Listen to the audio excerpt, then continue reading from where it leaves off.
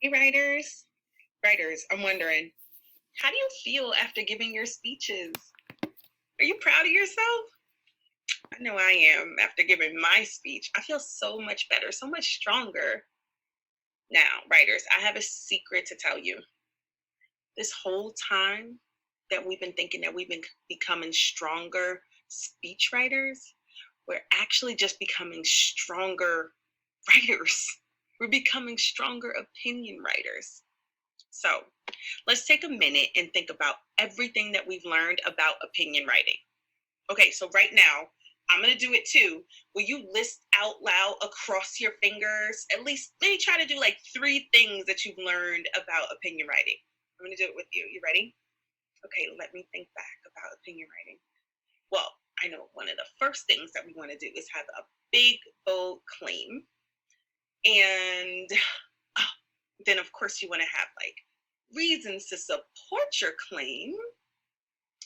Um, ah, you know what? We have to think about our audience too. And you know what? Why don't we do a bonus one? Of course, when we're choosing the evidence for our reasons, it has to be the very best evidence. Did you think of all of those? Were there others that you thought of too? Well, if there were others, make sure you list those down and put them in a safe spot, maybe in your notebook, so you can enjoy them and remember them always. So, writers, today we're starting a new bend for this unit. We're starting a new idea of what we're going to be writing about. And we're going to be coming up with our ideas the same way that we came up with our ideas before. We're going to come up with a topic that we care about, and then we're going to fast draft some opinion writing. Only this time, instead of writing persuasive speeches, we're going to write other kinds of opinion writing, petitions, and persuasive letters. So, I think the question that we want to be asking ourselves is, how much of what I learned when I was writing persuasive speeches can be brought into my work with other kinds of persuasive writing? Okay, so I thought for our mini lesson today, we could do an inquiry, which is an investigation into that question. Okay, so here's our question. What moves have we learned as speechwriters that we see other writers using in other kinds of opinion writing? Okay, so I'm going to read through a petition.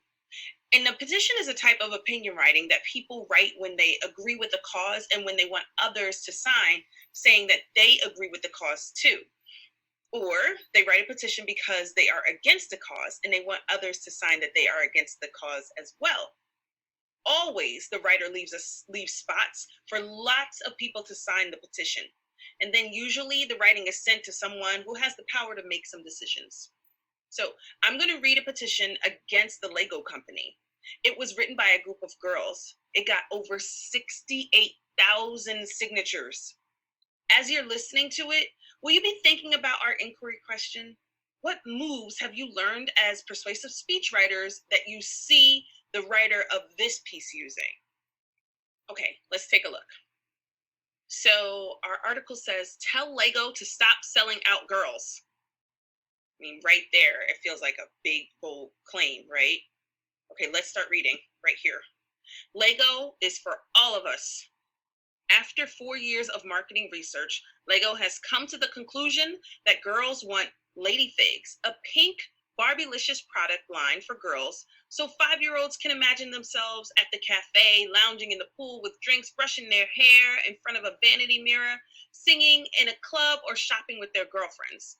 As Lego CEO Jorgen Vig Noonstrup puts it, we want to reach the other 50% of the world's population. It seems like here they're saying that Lego is trying to sell to girls. Okay. So as representatives of that 50%, we aren't buying it. Whoa, that feels like another big part of their claim. Marketers, ad execs, Hollywood, and just about everyone else in the media are busy these days insisting that girls are not interested in these products unless they're pink, cute, or romantic. Interesting. Wow, let me skip down a little bit. Wow. I mean, we're just saying so much here I'm already learning so much as an opinion writing. I'm seeing a lot of things that that I know opinion writers do. This is really powerful stuff. Well, let's read this part right here. As Stephanie wrote in her Spark Movement blog, girls do like mini figs. Oh wait, so there's like a quote here. Oh whoa, that's interesting. And then down here, if we scroll down a little bit more, there's like, look, there's like dates here. Oh, look right here. They're speaking right to their audience, right to who they want to listen. Lego, we are asking you to go back to advertising and offering all Legos to boys and girls. Oh, so interesting. Wow. Writers, are you thinking about our inquiry question? Did you notice any moves that you learned as a persuasive speechwriter that you see this writer also using?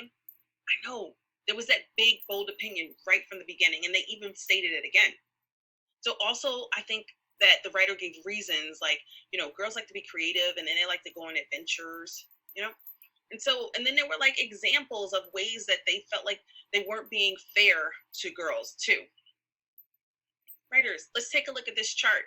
I bet you're noticing all of these things existed in that petition that we read. There was a big bold opinion.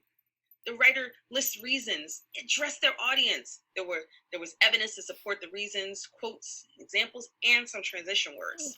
I mean, I feel like we could use this chart forever and always whenever we're writing any kind of opinion piece. So writers, here's what I'm thinking. Even though you work so hard on writing persuasive speeches, does it seem like if I said, why don't we go off and fast draft a quick petition, that you could pretty much do that? I think you could do it. I mean, it probably wouldn't be perfect, but that's okay.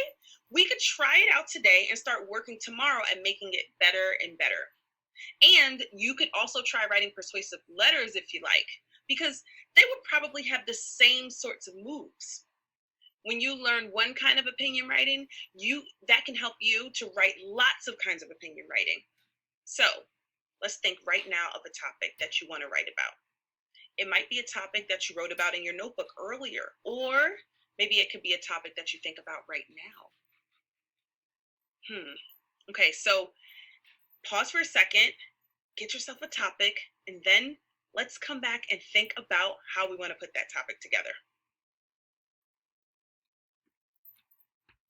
Okay, so if I wanted to practice this with my topic about having diverse classroom libraries, I think that I could maybe start I could start right here. I could say, I think we need to have diverse classroom libraries.